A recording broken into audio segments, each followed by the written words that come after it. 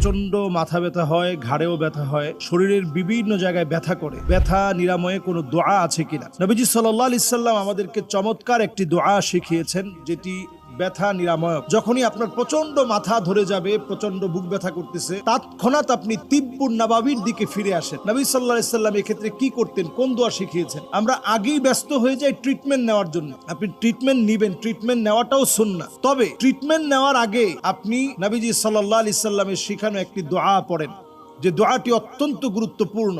আউযু বিইজ্জাতিল্লাহি ওয়া কুদরাতিহি মিন শাররি মা আজিদু ওয়া উহাযিরু। আউযু বিইজ্জাতিল্লাহি ওয়া কুদরাতিহি মিন শাররি মা আজিদু ওয়া উহাযিরু।